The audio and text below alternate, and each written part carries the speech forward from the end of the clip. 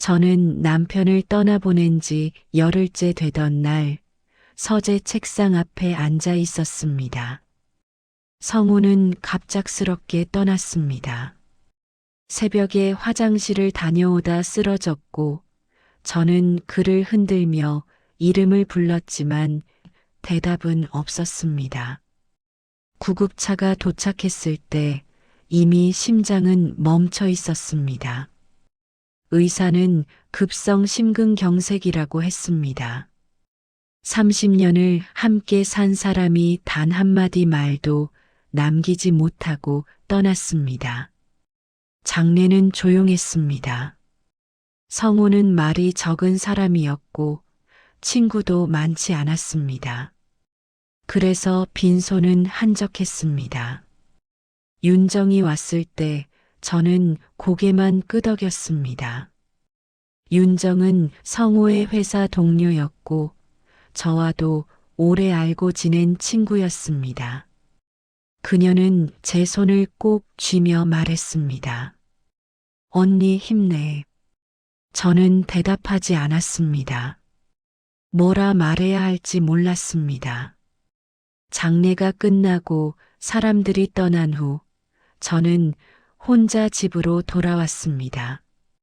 텅 빈 집은 더 넓게 느껴졌습니다. 거실 소파에 앉아 멍하니 시간을 보냈습니다. 성우가 앉아있던 자리를 보며 생각했습니다. 이제 이 자리는 영영 비어 있겠구나. 며칠 후 저는 성우의 물건을 정리하기 시작했습니다. 서재 책상 위에는 서류가 가득했습니다. 은행 통장, 카드 명세서, 각종 계약서. 성우는 정리를 잘하는 사람이었습니다. 폴더마다 라벨이 붙어 있었고 날짜 순으로 정돈되어 있었습니다. 저는 하나씩 꺼내 확인했습니다. 그때였습니다. 파란색 폴더 안에서 보험 서류 한 장이 나왔습니다. 생명보험 증권이었습니다. 저는 그것을 펼쳤습니다. 계약자는 성우, 피보험자도 성우. 보험 금액은 5천만 원. 그리고 수익자란을 보는 순간 제 손이 멈췄습니다. 수익자 박윤정, 윤정이었습니다. 저는 다시 읽었습니다. 혹시 제가 잘못 본 건 아닐까 싶어서. 하지만 분명했습니다.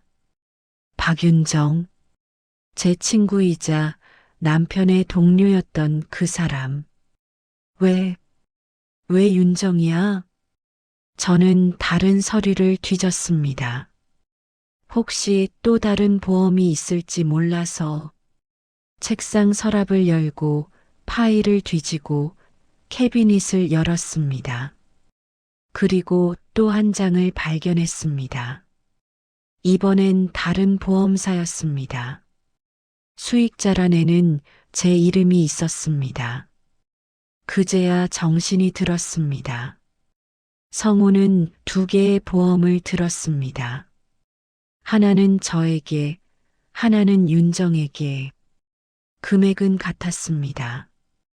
둘 다 5천만 원. 저는 주저앉았습니다. 가슴이 답답했습니다. 숨이 막혔습니다. 손이 떨렸습니다. 서류를 쥔 손에 힘이 들어갔고 종이가 구겨졌습니다. 왜 윤정에게 보험금을? 무슨 관계였길래? 30년을 함께 살았지만 성우는 저에게 사랑한다는 말을 한 적이 없었습니다. 생일도 잊을 때가 많았고 기념일도 그냥 지나갔습니다. 표현이 서툰 사람이라고 생각했습니다. 저는 그걸 이해했습니다. 아니, 이해하려고 했습니다. 하지만 이건 다른 문제였습니다. 보험금은 돈이 아니었습니다. 그건 마음이었습니다. 죽은 뒤 누구를 생각했는지, 누구에게 무엇을 남기고 싶었는지, 그게 유언이었습니다. 저는 그 서류를 책상 위에 내려놓고 멍하니 앉아 있었습니다. 핸드폰이 울렸습니다. 윤정이었습니다. 저는 화면을 바라보다가 전화를 받지 않았습니다.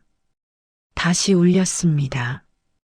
저는 또 받지 않았습니다. 그날 밤 저는 잠을 이루지 못했습니다. 머릿속엔 온통 윤정의 얼굴뿐이었습니다. 그리고 성우의 얼굴. 둘이 함께 웃던 모습. 회사 회식 때, 부부 모임 때, 명절 모임 때, 그 모든 순간들이 달리 보였습니다. 저는 속았던 걸까요? 아니면 사랑받지 못했던 걸까요? 아침이 왔지만 저는 일어날 수가 없었습니다. 저는 사흘 동안 집 밖으로 나가지 않았습니다. 보험 서류를 책상 위에 그대로 두고 매일 그 앞에 앉아 있었습니다. 읽고 또 읽었습니다. 혹시 제가 잘못 이해한 건 아닐까 싶어서. 하지만 글자는 변하지 않았습니다. 박윤정, 5천만 원. 수익자, 왜 하필 윤정이었을까? 저는 과거를 떠올렸습니다. 윤정은 성호의 회사 동료였습니다. 성호보다 3살 어렸고 같은 부서에서 일했습니다. 저는 윤정을 처음 만난 게 15년 전이었습니다. 회사 송년회였습니다. 성우가 저를 데리고 갔고 그곳에서 윤정을 소개했습니다. 내 동료 윤정이야. 일 잘해. 윤정은 밝게 웃으며 인사했습니다. 언니, 오빠가 집에선 어떠세요? 회사에선 진짜 과묵하거든요. 저는 웃으며 대답했습니다. 집에서도 똑같아요. 그렇게 윤정과 저는 친해졌습니다. 회사 행사 때마다 만났고 가끔 점심도 같이 먹었습니다. 남편 없이 둘이서 만날 때도 있었습니다. 윤정은 결혼을 안 했습니다. 한 번도 결혼 얘기를 꺼낸 적이 없었습니다. 저는 그게 자연스럽다고 생각했습니다. 요즘은 혼자 사는 사람도 많으니까. 하지만 지금 돌이켜보면 모든 게 달리 보였습니다. 성우와 윤정이 나란히 서 있던 모습, 회사 야유회 때 둘이 같이 웃던 장면, 명절 때 윤정이 우리 집에 찾아와 떡을 놓고 간 일. 그때 성우는 현관까지 나가서 배웅했습니다. 저는 그게 예의인 줄 알았습니다. 이제는 확신할 수 없었습니다. 저는 윤정에게 전화를 걸 수 없었습니다. 뭐라고 물어야 할지 몰랐습니다. 당신과 우리 남편 무슨 사이였어요? 이렇게 물어야 할까요? 아니면 보험금 얘기를 꺼내야 할까요? 핸드폰엔 윤정의 문자가 쌓여갔습니다. 언니, 괜찮으세요? 전화 안 받으셔서 걱정돼요. 필요한 거 있으면 언제든 말해요. 저는 답장하지 않았습니다. 나흘째 되던 날 저는 거울을 봤습니다. 눈밑이 검게 그을렸고 뺨은 움푹 들어갔습니다. 머리는 헝클어져 있었고 옷은 사흘째 같은 걸 입고 있었습니다. 저는 제 모습이 낯설었습니다. 저는 나를 돌보지 않았습니다. 밥도 제대로 먹지 않았습니다. 라면을 끓여 몇 숟가락 뜨다가 버렸습니다. 입맛이 없었습니다. 커피만 마셨습니다. 하루에 대여섯 잔. 손이 떨렸지만 계속 마셨습니다. 저는 성우의 물건을 다시 뒤지기 시작했습니다. 옷장을 열고 서랍을 열고 신발장을 뒤지고 뭔가 증거가 있을 거라고 생각했습니다. 편지라든가 사진이라든가 메시지라든가. 하지만 아무것도 없었습니다. 성우는 깔끔한 사람이었습니다. 불필요한 걸 남기지 않았습니다. 그러다 책상 옆 서랍을 열었을 때 작은 상자 하나를 발견했습니다. 나무로 만든 상자였습니다. 손바닥만 한 크기. 열어보니 만년필이 들어 있었습니다. 검은색 만년필. 은색 금속 장식이 달려 있었고 펜촉은 금색이었습니다. 고급스러웠습니다. 저는 만년필을 들어 빛에 비춰봤습니다. 펜 몸통에 작은 글씨가 각인되어 있었습니다. 고마워. 늘 나를 살려줬어. 저는 숨을 멈췄습니다. 고마워? 누구에게? 살려줬다니 무슨 뜻이지? 저는 만년필을 손에 쥔 채 한참을 앉아 있었습니다. 머릿속이 복잡했습니다. 이 만년필은 누가 준 걸까? 성우가 쓴 걸까? 아니면 누군가에게 받은 걸까? 저는 상자를 다시 뒤졌습니다. 영수증이라도 있을까 싶어서. 하지만 없었습니다. 만년필만 덩그러니 들어 있었습니다. 왜 이런 걸 숨겨뒀지? 저는 만년필을 책상 위에 내려놓고 핸드폰을 들었습니다. 윤정의 문자를 다시 읽었습니다. 그리고 생각했습니다. 이 만년필이 윤정과 관련 있는 걸까? 저는 알 수 없었습니다. 그날 밤 저는 다시 잠을 이루지 못했습니다. 일주일이 지났습니다. 저는 여전히 윤정의 연락을 피하고 있었습니다. 전화도 문자도 답하지 않았습니다. 윤정이 집 앞까지 찾아왔을 때도 문을 열지 않았습니다. 초인종이 울렸지만 저는 숨을 죽이고 가만히 있었습니다. 윤정은 한참을 서 있다가 돌아갔습니다. 저는 성우의 물건을 계속 정리했습니다. 옷을 개고 책을 정리하고 서류를 분류했습니다. 손을 움직이면 생각이 멈출 거라고 생각했습니다. 하지만 그렇지 않았습니다. 성우의 셔츠를 개면서도 책을 꺼내면서도 머릿속엔 온통 윤정뿐이었습니다. 그리고 그 만년필. 저는 만년필을 책상 위에 그대로 두고 있었습니다. 매일 그걸 보며 생각했습니다. 고마워. 늘 나를 살려줬어. 이 말의 의미가 뭘까? 누가 누구를 살렸다는 걸까? 성우는 말이 적은 사람이었지만 글은 더 쓰지 않았습니다. 편지를 쓴 적도 없고 카드에 메시지를 남긴 적도 없었습니다. 생일 선물을 줄 때도 그냥 포장된 상자만 건넸습니다. 저는 그게 서운했지만 말하지 않았습니다. 성우는 그런 사람이니까. 하지만 만년필엔 글이 새겨져 있었습니다. 누군가를 향한 감사의 말. 저는 그게 저를 향한 말이 아니란 걸 알았습니다. 만약 저를 향한 거였다면 굳이 숨겨둘 이유가 없었으니까. 그럼 누구? 윤정? 저는 만년필을 들고 빛에 비춰봤습니다. 그리고 펜촉을 열었습니다.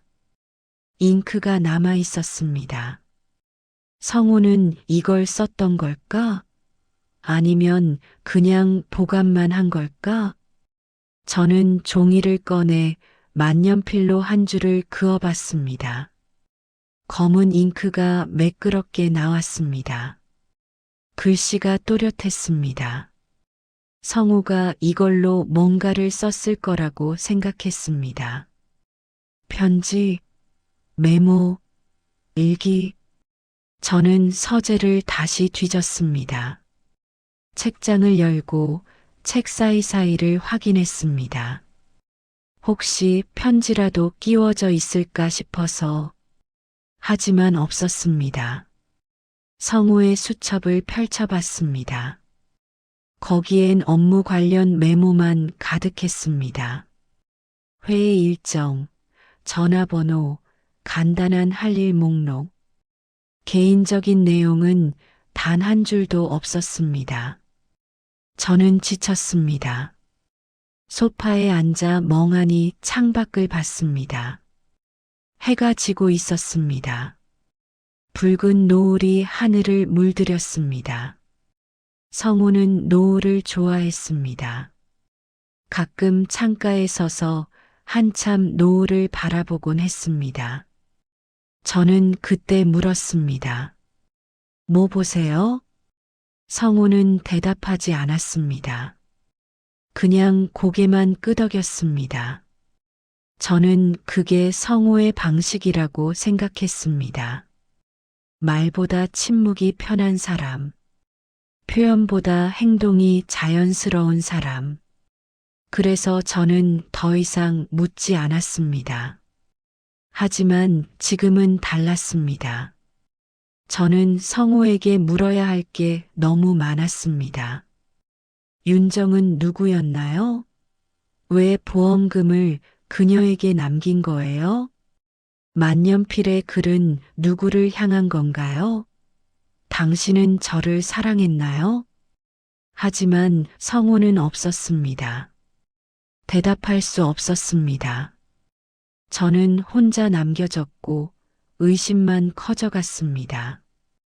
그날 밤 이웃 미라가 찾아왔습니다. 미라는 같은 교회를 다니는 친구였습니다. 저보다 2살 어렸고 밝은 성격이었습니다. 미라는 과일 바구니를 들고 왔습니다. 은주야, 요즘 얼굴도 못 봤네. 괜찮아? 저는 차를 내오며 대답했습니다. 괜찮아. 미라는 제 얼굴을 보더니 고개를 저었습니다. 괜찮아 보이지 않는데. 많이 힘들지?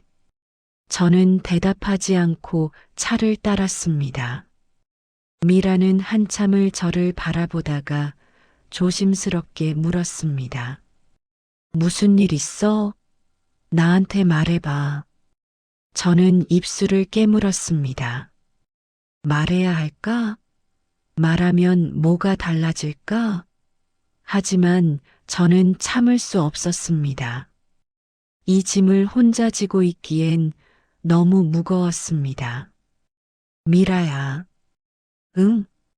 성우가 보험금을 다른 사람한테 남겼어. 미라는 눈을 크게 떴습니다. 뭐? 누구한테? 윤정이. 미라는 잠시 말이 없었습니다. 그리고 천천히 물었습니다. 윤정이? 성우 씨 회사 동료? 응. 미라는 찻잔을 내려놓고 저를 바라봤습니다. 왜? 나도 모르겠어. 그래서 지금 이러고 있는 거야. 미라는 한숨을 쉬었습니다. 그건 혹시 고마움 때문일 수도 있잖아. 고마움? 응. 윤정이가 성호 씨한테 뭔가 도움을 준 적 있을 수도 있지. 저는 고개를 저었습니다. 그렇다 해도 왜 보험금까지? 미라는 아무 말도 하지 못했습니다. 미라가 간 후 저는 다시 혼자가 되었습니다. 미라의 말이 머릿속에 맴돌았습니다.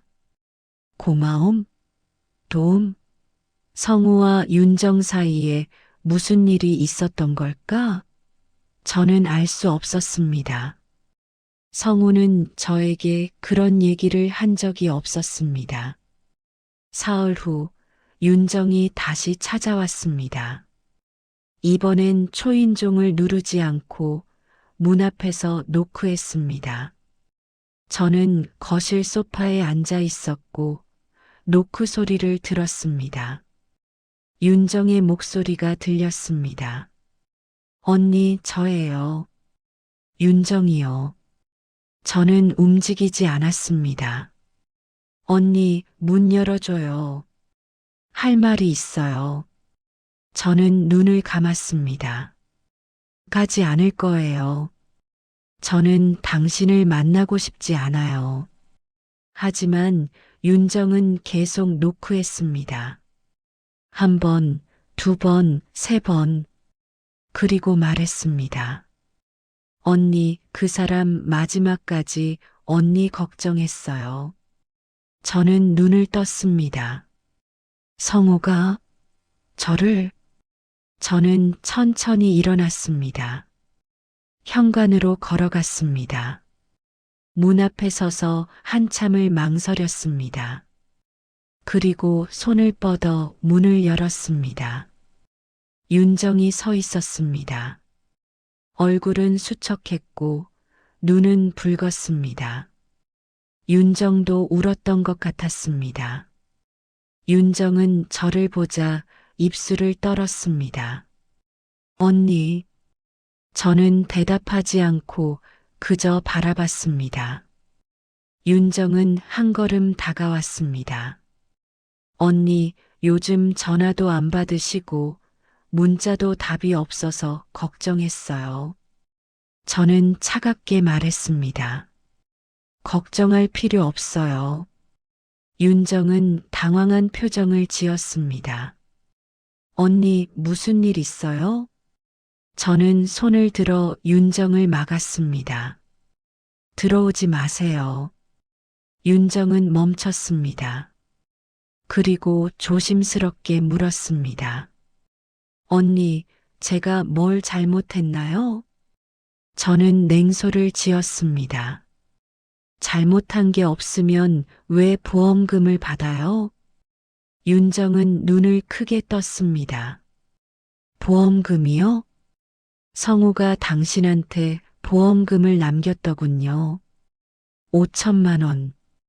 윤정은 말문이 막힌 듯 입을 열었다 닫았습니다. 저는 계속 말했습니다. 당신과 우리 남편 무슨 사이였어요?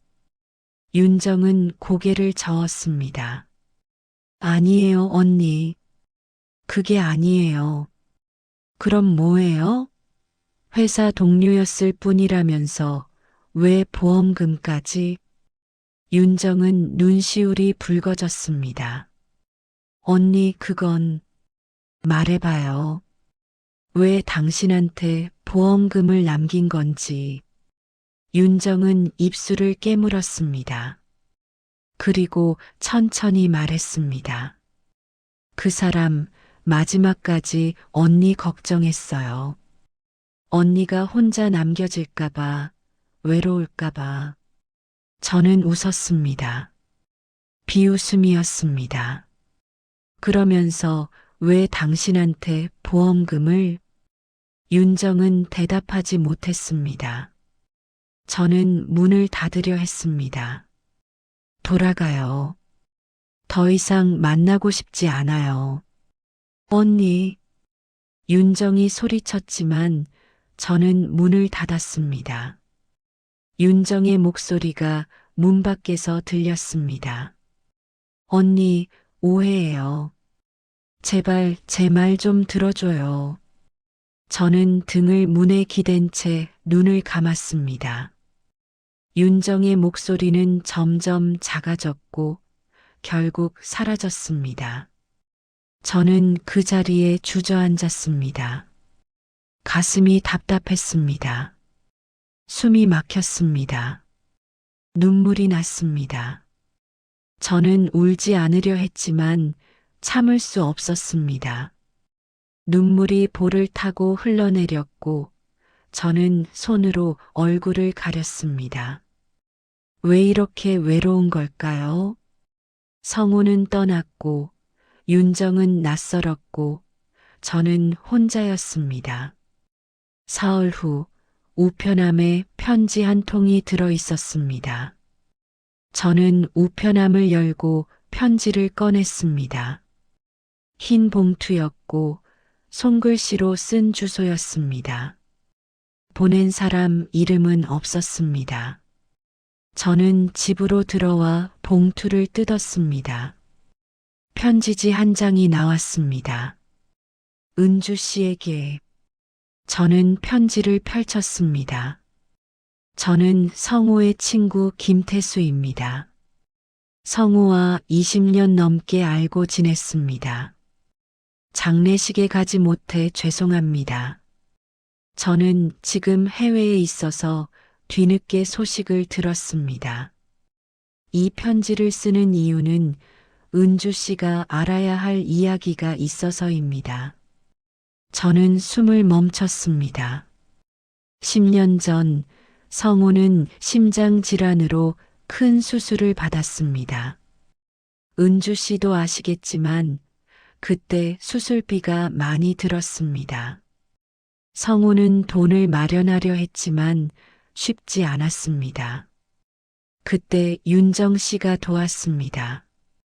윤정 씨가 수술비 전액을 대신 부담했습니다.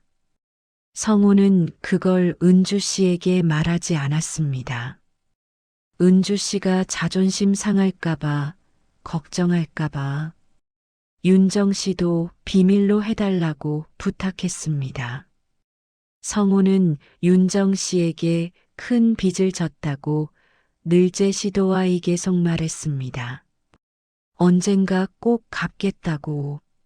하지만 윤정 씨는 돈을 받지 않았습니다. 그냥 성우가 건강하게 살아주는 게 고맙다고 했습니다. 저는 이 사실을 은주 씨가 알아야 한다고 생각했습니다. 성우는 윤정 씨에게 감사했고 그 마음을 어떻게든 전하고 싶어 했습니다. 부디 오해하지 말아주세요. 김태수 드림. 저는 편지를 손에 쥔 채 멍하니 앉아 있었습니다. 10년 전 심장 수술. 저는 기억을 더듬었습니다. 10년 전 성우는 갑자기 쓰러졌습니다. 회사에서 일하다가 가슴 통증을 호소하며 응급실에 실려갔습니다. 의사는 심근경색 전조 증상이라고 했고 당장 수술이 필요하다고 했습니다. 저는 그때 패닉에 빠졌습니다. 수술비는 어떻게 마련하지? 보험은 일부만 커버했고 나머지는 우리가 부담해야 했습니다. 3천만 원이 필요했습니다. 성우는 저를 진정시키며 말했습니다. 괜찮아. 내가 알아서 할게. 저는 물었습니다. 어떻게? 회사에서 대출받을 수 있어. 걱정하지 마. 저는 그 말을 믿었습니다. 성우는 며칠 후 돈을 마련했고 수술은 무사히 끝났습니다. 저는 성우가 회사 대출을 받은 줄 알았습니다. 그리고 그 돈을 몇 년에 걸쳐 갚는다고 생각했습니다. 하지만 진실은 달랐습니다. 윤정이 돈을 댔던 겁니다. 저는 숨이 막혔습니다. 손이 떨렸습니다. 편지가 바닥에 떨어졌습니다. 저는 그걸 줍지 못하고 그저 바라봤습니다. 윤정이 성우를 살렸던 겁니다. 만약 그때 수술을 못 받았다면 성우는 죽었을 겁니다. 의사가 그랬습니다. 시간이 중요하다고. 하루만 늦었어도 위험했다고.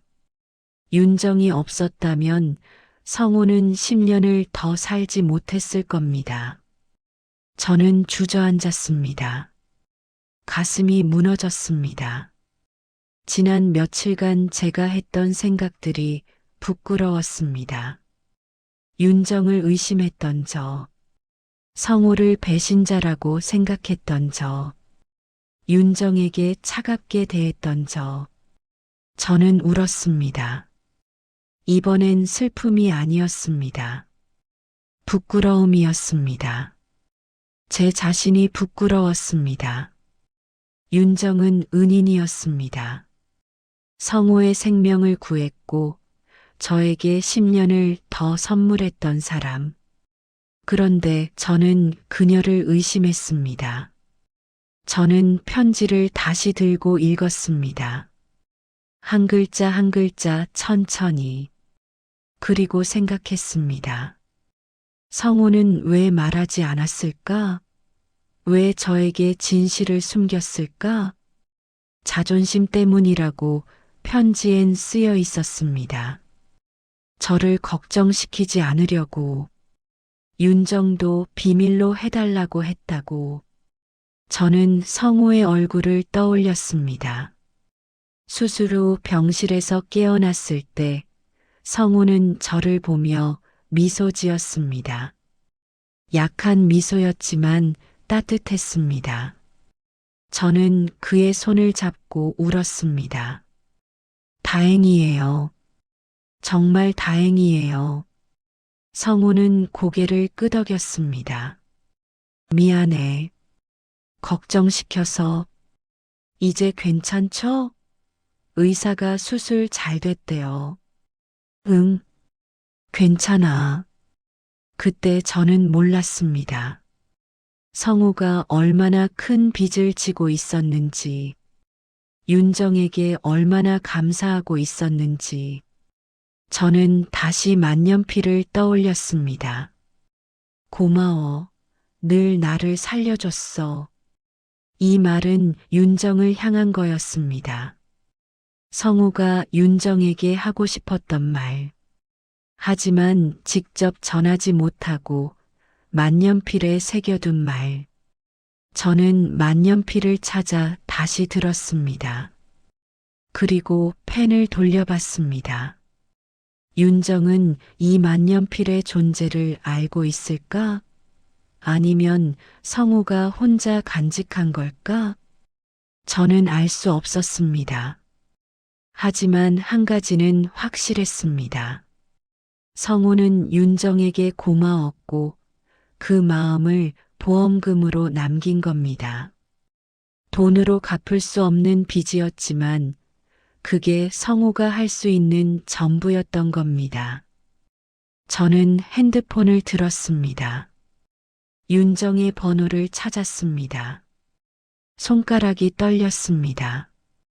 전화를 걸어야 할까? 뭐라고 말해야 할까? 저는 한참을 망설였습니다. 그리고 전화기를 내려놓았습니다. 아직은 아니었습니다.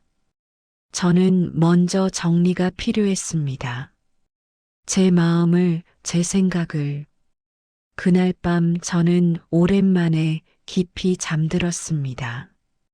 다음 날 아침 저는 윤정에게 문자를 보냈습니다. 만날 수 있을까요? 답장은 금방 왔습니다. 언제든지요. 언니, 저는 카페를 정했습니다. 집 근처 조용한 곳. 약속 시간은 오후 2시. 저는 일찍 도착했습니다. 카페 구석 자리에 앉아 윤정을 기다렸습니다. 커피를 시켰지만 마시지 않았습니다. 손은 떨렸고 심장은 빠르게 뛰었습니다. 오후 2시 윤정이 들어왔습니다. 윤정은 저를 보자 조심스럽게 다가왔습니다. 얼굴은 여전히 수척했고 눈은 불안해 보였습니다. 윤정은 제 맞은편에 앉았습니다. 언니, 저는 고개를 들어 윤정을 바라봤습니다. 윤정은 손을 가지런히 모으고 앉아 있었습니다. 저는 천천히 입을 열었습니다. 태수 씨한테 편지 받았어. 윤정은 눈을 크게 떴습니다. 태수 씨가요? 응. 10년 전 일에 대해 썼더라. 윤정은 눈을 내리깔았습니다. 입술을 깨물었습니다. 저는 계속 말했습니다. 왜 말 안 했어? 윤정은 대답하지 않았습니다. 저는 다시 물었습니다. 왜 그때 나한테 말 안 한 거야? 윤정은 천천히 고개를 들었습니다. 눈엔 눈물이 고여 있었습니다. 언니가 상처받을까봐. 저는 숨을 멈췄습니다. 상처? 언니는 그때 너무 힘들어했어요. 성우 오빠 수술 때문에 돈 걱정하는 언니 모습을 보는 게 너무 안쓰러웠어요. 그래서 제가 돕기로 했어요. 근데 그걸 언니가 알면 언니는 자존심 상할 것 같았어요. 저는 말문이 막혔습니다. 윤정은 계속 말했습니다. 성우 오빠도 그러셨어요. 언니한테 말하면 언니가 미안해할 거라고. 그냥 회사 대출로 했다고 말하라고. 그래서 저도 비밀로 했어요. 그럼 10년 동안 계속? 네. 저는 한숨을 쉬었습니다. 윤정은 눈물을 닦으며 말했습니다. 언니, 저는 정말 아무 생각 없었어요. 그냥 성우 오빠가 살았으면 했어요. 오빠는 좋은 사람이었고, 언니를 정말 사랑했어요. 그 사람이 없으면 언니가 얼마나 힘들까 싶었어요. 저는 고개를 숙였습니다. 눈물이 났습니다. 윤정은 제 손을 잡았습니다. 언니 미안해요. 제가 말했어야 했는데. 저는 고개를 저었습니다. 아니야. 미안한 건 나야. 너를 의심했어. 나쁘게 생각했어. 윤정은 손을 꼭 쥐었습니다. 괜찮아요. 이해해요. 저도 언니 입장이었으면 그랬을 거예요. 저는 눈물을 닦았습니다. 그리고 물었습니다. 보험금은 알고 있었어? 윤정은 고개를 저었습니다. 아니요. 몰랐어요. 성우 오빠가 그런 걸 남겼는지. 태수 씨 편지 보니까 성우가 너한테 큰 빚을 졌다고 생각했대. 윤정은 눈을 감았습니다. 빚이 아니에요. 전 그냥 친구를 도운 거예요. 성우 오빠도 언니도 제겐 소중한 사람들이었으니까.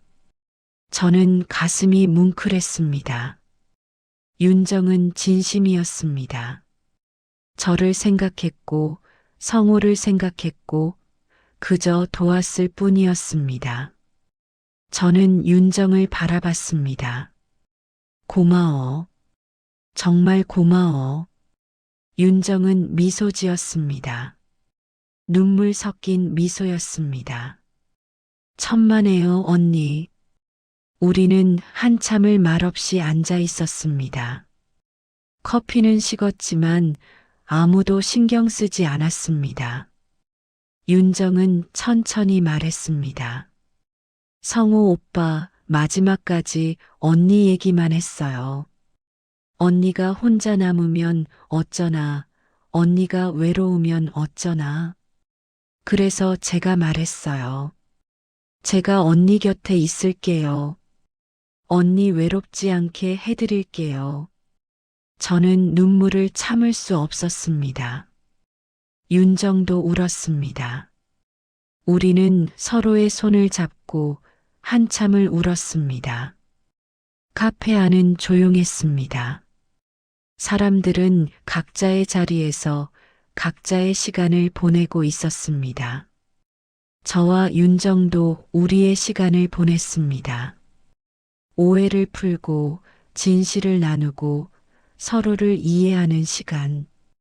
저는 이제야 알았습니다. 성우가 윤정에게 보험금을 남긴 이유를.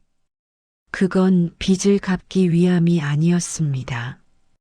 감사를 전하기 위함이었습니다.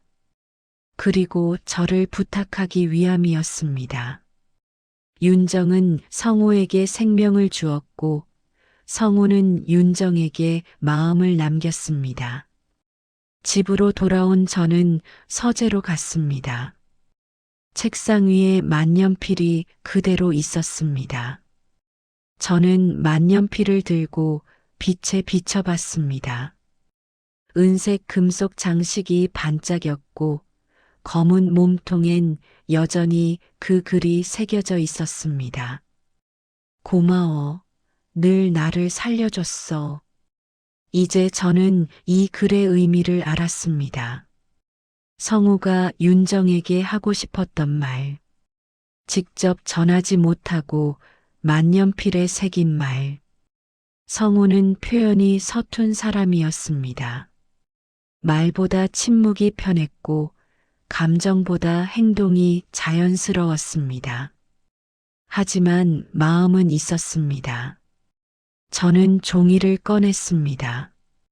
그리고 만년필로 글을 쓰기 시작했습니다. 윤정아. 글씨가 매끄럽게 나왔습니다. 성우가 이 만년필로 무언가를 썼을 거라고 생각했습니다.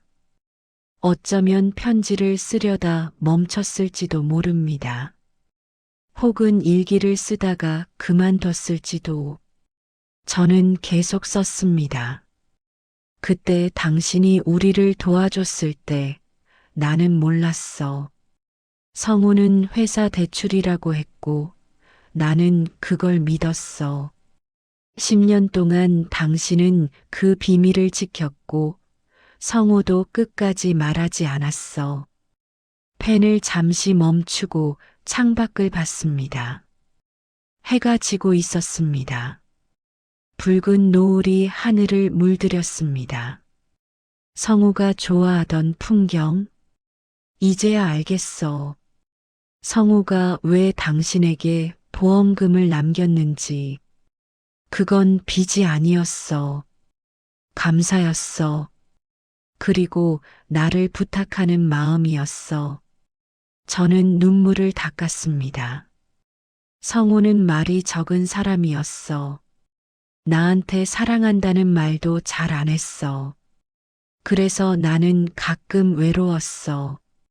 성우가 나를 사랑하는지 확신할 수 없을 때가 많았어. 만년필을 다시 종이에 대었습니다. 하지만 이제 알아. 성우는 말보다 행동으로 사랑했던 거야. 나를 위해 침묵했고, 나를 위해 비밀을 지켰고, 나를 위해 당신을 남겨뒀어. 저는 편지를 접었습니다. 그리고 봉투에 넣었습니다. 다음 날 아침, 저는 윤정의 집으로 갔습니다. 윤정은 놀란 표정으로 문을 열었습니다. 언니, 저는 편지를 건넸습니다. 이거 줄게. 뭔데요? 읽어봐. 나중에. 윤정은 편지를 받아들었습니다. 저는 미소 지었습니다. 그리고 이것도. 저는 만년필을 꺼냈습니다. 윤정은 눈을 크게 떴습니다. 이게 뭐예요? 성우가 간직하던 거야. 이제 당신이 가져야 할 것 같아. 윤정은 만년필을 받아들고 빛에 비춰봤습니다. 그리고 몸통에 새겨진 글을 읽었습니다. 윤정의 눈에 눈물이 고였습니다. 언니, 성우가 당신한테 하고 싶었던 말이야. 고마워. 늘 나를 살려줘서. 윤정은 만년필을 꼭 쥐고 울었습니다. 저는 윤정의 어깨를 안아줬습니다. 울지 마. 성우는 당신한테 고마웠어.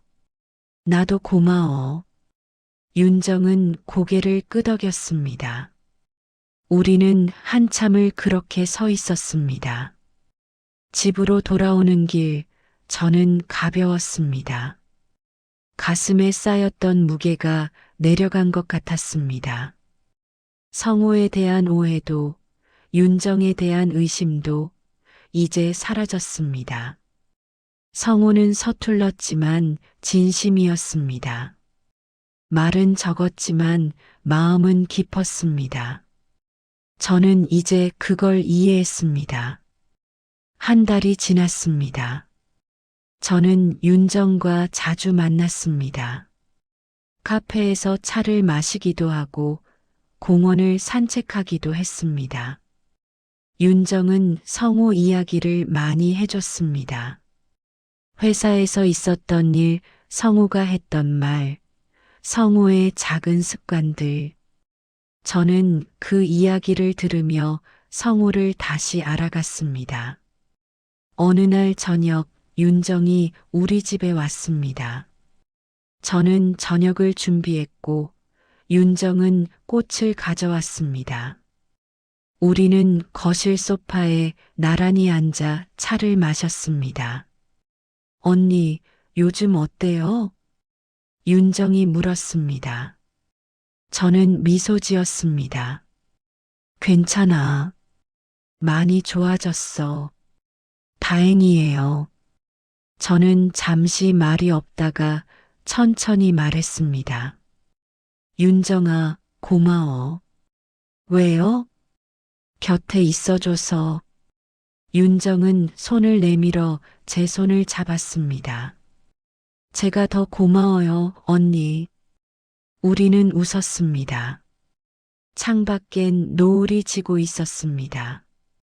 붉은 빛이 거실을 물들였습니다. 저는 그 풍경을 바라보며 생각했습니다. 성우가 사라진 자리는 여전히 비어 있었습니다. 소파 옆자리, 식탁 건너편, 침대 반쪽.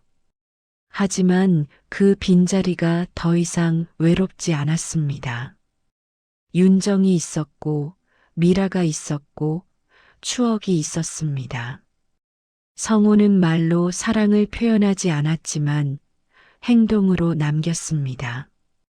윤정을 제 곁에 남겨뒀고, 보험금으로 감사를 전했고, 만년필에 진심을 새겼습니다. 저는 이제야 알았습니다. 사랑은 때로 말보다 오래 남는다는 걸, 표현보다 행동이 더 깊이 기억된다는 걸. 며칠 후, 저는 서재를 정리했습니다. 성우의 물건을 상자에 담고 사진을 앨범에 정리했습니다. 보험 서류도 파일에 넣었습니다.